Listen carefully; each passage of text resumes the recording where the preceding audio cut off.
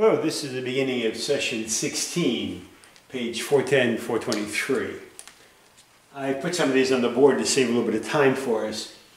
Essentially what number 7 is asking is this function one-to-one? Now before we answer that question, you have to know the definition of one-to-one. One-to-one function. A function first is a relation such that for every x there is just one y. A one-to-one function is a special type of function. It's a function such that for every x there's just one y, and for every y there's just one x. So it has to work both ways. For every x, just one y. For every y, just one x. Let's take a look. There are a few different ways of looking at this, by the way. Number 7 is by way of the roster method with given various points to determine whether it's one-to-one. Number 15 is by way of the picture or the graph. We'll look at that also. And then number 23 you see here is by way of the equation. We will try each of these three ways to determine whether each of these is one-to-one, yes or no.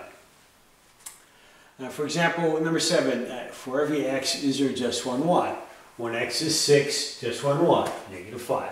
One x is 4, just one y, 2. One x is 3, just one y, 1. And one x is 8, just one y, 4. Give an example when that might not be the case. Let's change this 8 back here maybe to a 3, okay? Let's take a look at that. Now we'll look at this and say, look, for every 3 here, there are two different y's. One is 1 and one is 4. This is not a function. If it's not a function, it can't be one-to-one. So let's go back and put what we had there a moment ago. Let's put the 8 back in, and let's see how that works out, okay?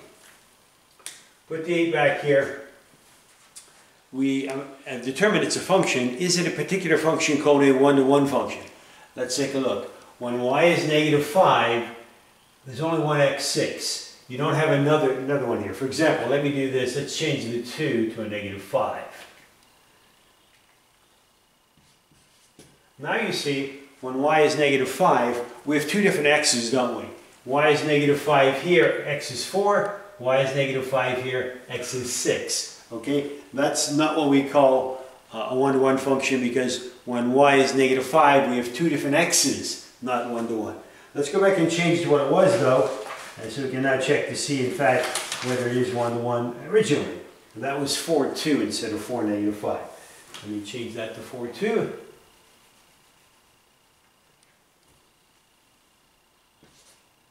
Okay, let's take a look then. We already determined it's a function for every x, just one y. Let's look at the y's. When y is 4, there's no other y is 4 here. X is 8, great. We have for that particular y, we have just one x. How about when y is 1? No other y is 1. When y is 1, there's only one x, 3. The same goes for when y is 2, when y is negative 5. For every y, there is also just one x. We're going to say yes, indeed. Yes, this is one-to-one. Number 15 is a bit different. We don't need to do that. We have a picture there. In fact, you should probably recognize that it's the y equal to cube root function here from our library of functions we've talked about before. If that's the case, there's something called the horizontal line test. If it passes the horizontal line test, if for every y there is just one x, then we'll say, in fact, yes, it is one-to-one. Let's take a look. Horizontal line. By the way, too, the natural curvature of my arm, kind of that way, it keeps going higher and higher and lower, even though it looks like it's tapering off to being a horizontal, it is not. Horizontal line says, look, horizontal line, horizontal line, horizontal line. There's only one place here where the function intersects, only one place here, only one place here. Any horizontal line you choose, there's only going to be one red line on the function. That means, in fact, for those horizontal lines, those y lines, there's only one x. That means this is, in fact, one-to-one. So we're going to say this is also one-to-one. Let me give an example where it would not be one-to-one. Our classic parabola function is not one-to-one. That's a nice, easy one here. Our parabola, our x squared function right there, not one-to-one. It is a function. For every x, there is just one y. And we can determine that by what's called the vertical line test. Draw vertical lines in there, x lines if you would, and for every x line, there's just one red line. There's just one y. For every x, just one y. That, in fact, is a function. Let's go the other way. Let's check for every y, only one x. That's with our horizontal line test.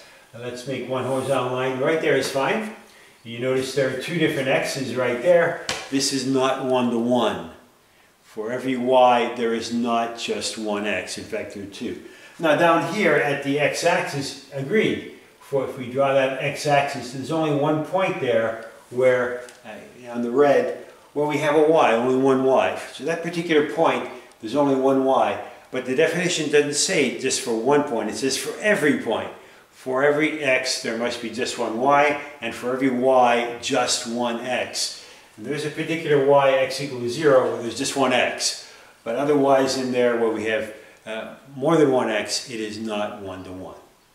Examples of one-to-one by way of the roster method numbers and also the graph method. Here's one by way of the equation. And just insert a number, any numbers you like, and check to see what happens. For example, if I put a -1 here and a -1 there, I'll do it once here. I won't be able to do it for all the others, but we'll see what happens. Put a -1 there and a -1 there. That's going to be a -4 minus 7. At -1, it's going to equal to -11. -4 minus 7. Let's try it at 1. Just erase the 1 for a moment. Erase the 1 there. That's 4 times 1, or 4. And 4 minus 7, -3.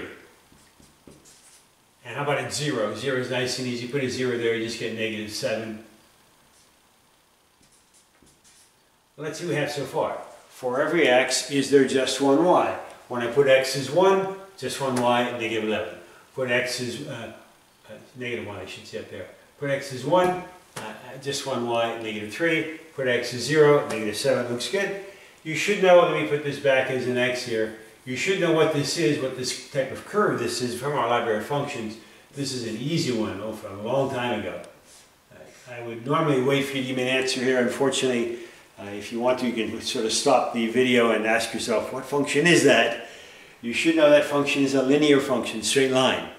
And you should also know it's of the form y equals mx plus b, where m is 4, the slope is 4, and b, the y-intercept, -7. So y-intercept is -7 down here somewhere. And then the slope is 4, meaning it goes up 4 and over 1. So up 1, 2, 3, 4 and over 1, maybe right there. Very quick example. And that's our line if we drew it as a picture. And then again, if you want to go ahead and put some horizontal lines in and check to see, yes, for every x there is just one y. That in fact, 23 is in fact, yes, it is one-to-one. Yes, one-to-one. Again, let me give you an example of one which would not be that by way of the equation.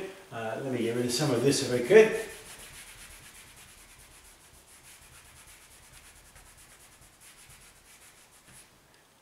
Let's try this one.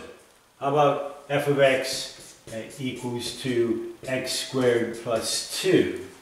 Very, very easy way to check this. Let's try some examples. Let's try f of 1 and f of -1 again. Okay? F of 1 and f of -1.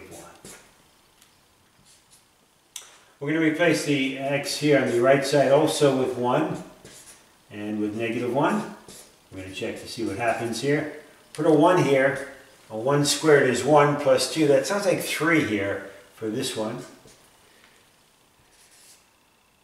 And how about inserting a -1? A -1 here is -1 squared, also 1 plus 2. Guess what? Another 3. Okay? Now let's see what happened then. When x is 1, we get 3. When x is -1, we also get 3. So here y is 3. When x is 1 and also -1. That particular y at 3 has two different x's, and therefore this is not one-to-one. This again is our parabola back here. It's a nice function, but not one-to-one. Can be done either by way of the picture or by way of the formula. Insert an x, and a few x's maybe, and check to see how many different y's you get. And this one example here, when x is 1 and or -1, we get the same y as 3. This would not be one-to-one. We've talked about 7 and 15. Let's go on to 23. We've done 23, I should say also. Let's go on to 31. 31 is not a question of considering a one-to-one here. 31 is talking about inverses. Now, inverse sounds very much like reverse, and that's really what we're talking about here. We're going to find the inverse by reversing the x and the y. So here is f of x equals to 5x plus 4, and g of x equals to x minus 4 over 5. We like to check to see if these are one-to-one. If these are inverses. Well, one way of doing it is, the way the author might indicate, is to say, let's find the composite function, f circle g of x, or if you would, the f of the g of x. We can find that by going to the f function here and inserting, instead of the x, g of x. So here's my f of g of x. I'm going to go back to our original function back here. F of x equals to 5x plus 4. And I'm going to replace the x in that 5x plus 4 with the other function being x minus 4 over 5. And then, of course, our plus 4 continues here. When you insert that, the 5's will go. We can eliminate those very nicely. And you're looking at x minus 4 plus 4, better known as just x. If that's the case, if the composite both ways, if I take the f of the g of x equal to x, and if I take the g of the f of x, which you can try on your own if you like, if that's also equal to x, then these are said to be inverse functions. One is the inverse of the other. So I'm going to put down a yes here for this answer, and then we'll go ahead and show you another way, okay? There's another, what I would think is a nicer way of doing it. At least I like it that way. And you're perfectly willing to do it this, or so perfectly okay to do it this way if you like. I think I have a nicer way, and that's just by doing what I said the inverse was. How about just reversing the x and the y? And that way, instead of doing what we've done here and take the composite function, which gets to be kind of tedious sometimes, it'd be nicer just to maybe go ahead and say, let's reverse the x and the y, and then solve that resulting function for y and see what happens, okay? I'm going to try to erase this information from it here real quick, and then go back and try it that way, okay?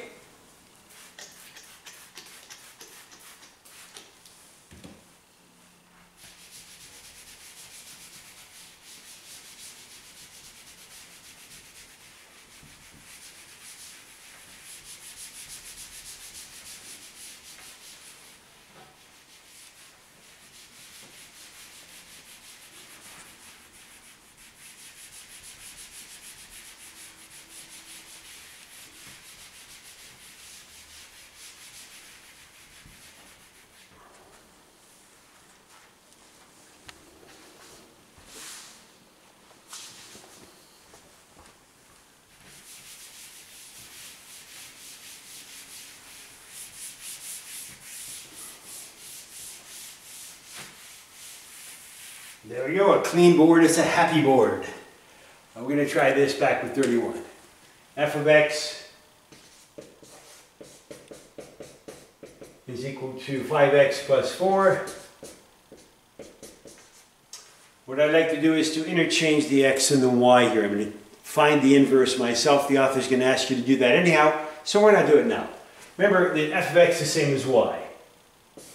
So I'm going to interchange the x and the y. I'm going to say, look, let's call this one x, and I'm going to say that should equal to 5y plus 4.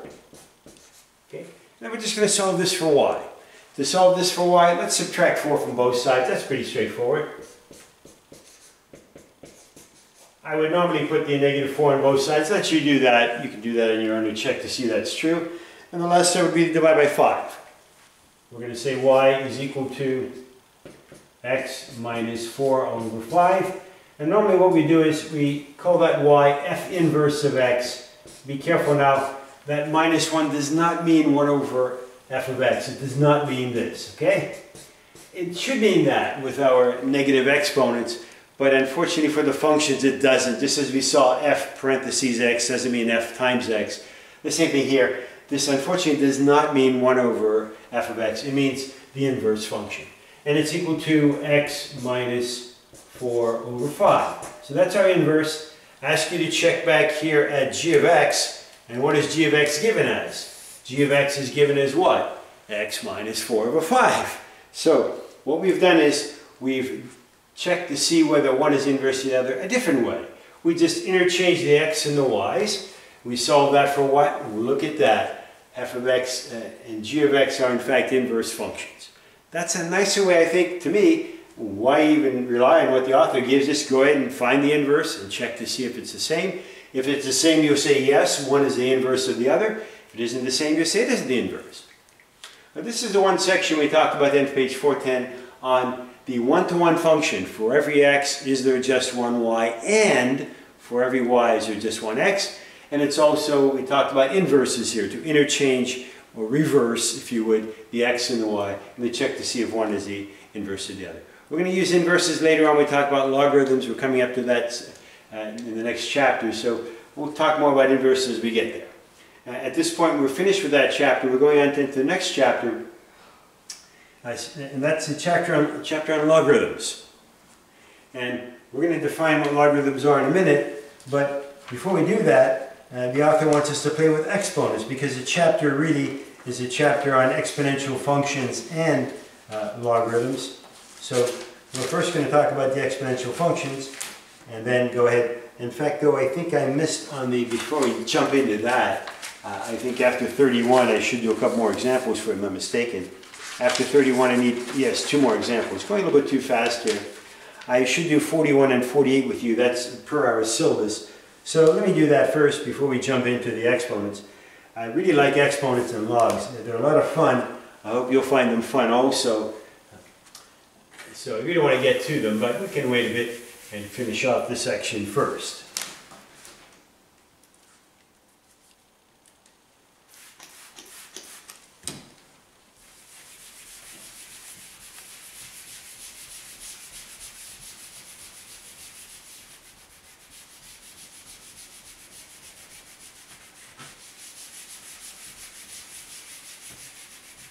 There's probably no reason to keep this either. We might as well get rid of that too. And the next one's, I think, 41. The author is just going to do that.